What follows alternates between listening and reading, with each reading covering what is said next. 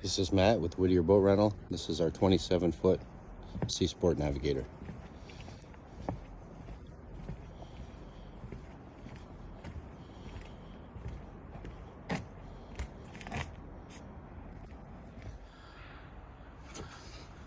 This aft compartment on the transom houses the drive trim switch. Should you need to trim the drive, the switch is located here.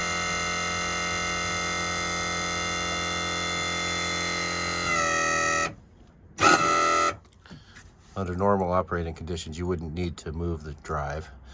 However, if you do need to raise it, you want to lower it down all the way until you hear a noise change and then bump it up just a little bit.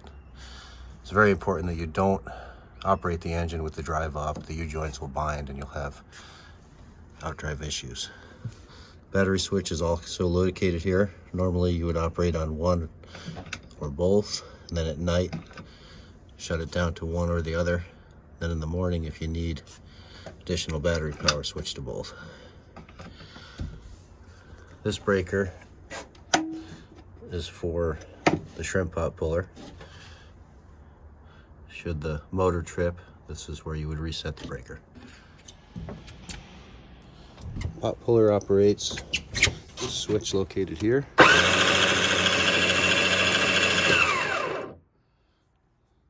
As I showed you before, if the breaker pops, if the motor stops operating, it's the breaker located on the back transom. Kicker motor is electric start. Want to be sure it's in neutral. Pull the choke out. Electric start. At the end of each use, we run it out of fuel so the carburetor doesn't get dirty. You need to plug that back in and pump the fuel in if you were to start it. Located in the engine compartment is a Volvo CAD 41 200 horse diesel.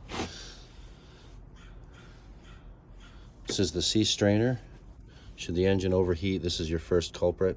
Usually the strainer becomes clogged with weeds or garbage. This cover on the pump should always remain cold. If for any reason this gets warm, you probably have an impeller issue.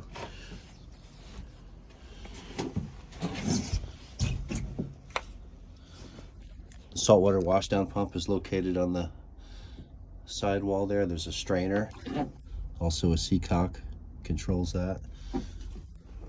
The hose for the washdown located on the back wall, and then the switch is right above it. Need to turn it on. That's how you turn the pump on. There's two rake cores. First one up there. Second one located there. If you have engine trouble, usually it's because the first one is clogged. There's plenty of replacements under the seat and the helm.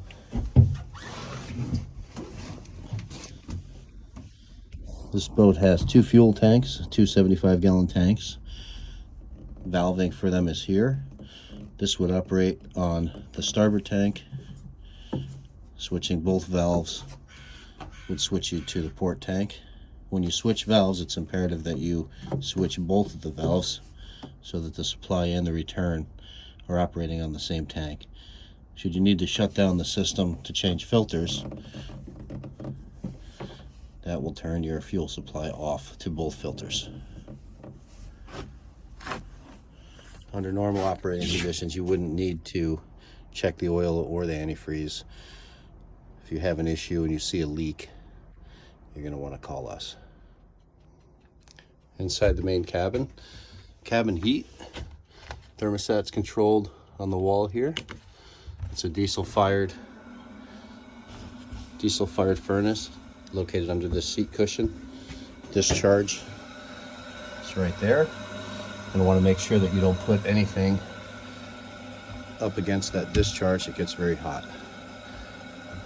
This table converts into a bunk and the cushions cover for sleeping. You would loosen the bolt at the bottom of the base. The table pushes down and then the cushions fill it in. Alcohol stove. Directions are located on the bottom of the stove top. There's also extra alcohol located in there, along with extra belts water pump impellers, and other various spare parts.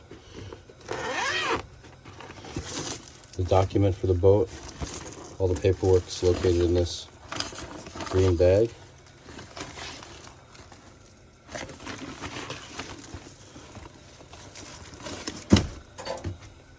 Safety equipment, life jackets located underneath the forward seat, distress signals located under the front seat. There's also a box of tools which you hopefully won't need. Fire extinguishers, one's located behind the captain's seat, other one on the wall.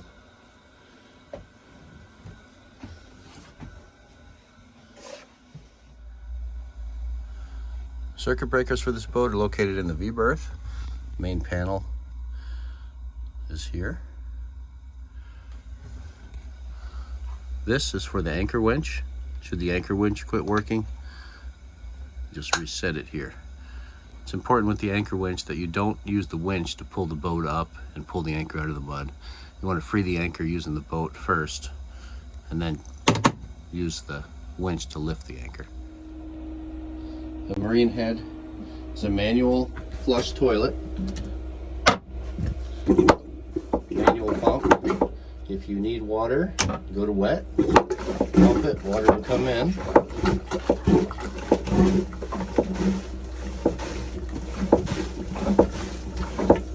You want to discharge the bowl, go dry, pump it out. Electronics on this boat, we have 2 Garmin sounders and GPSs. Normally I would use the upper one for a chart plotter, and then this one I would put on a split screen. This one has the better sonar, tracks bottom a little bit better. We also have a radar, VHF. Normally this engine would idle at about 600 to 800. Want to watch temperature. Normally operating temp is about 160. If you see it approach 200, you want to shut down. Something's wrong, probably something in the sea strainer. You want to keep an eye on your voltage, keep an eye on your oil pressure. When shutting the engine off, you need to turn the key all the way. Turning it all the way kills the fuel pump solenoid. You want to make sure you shut it off all the way. Just shutting to the center position will deadhead the alternator and cause charging problems. Trim tabs, I would recommend starting with both tabs all the way up,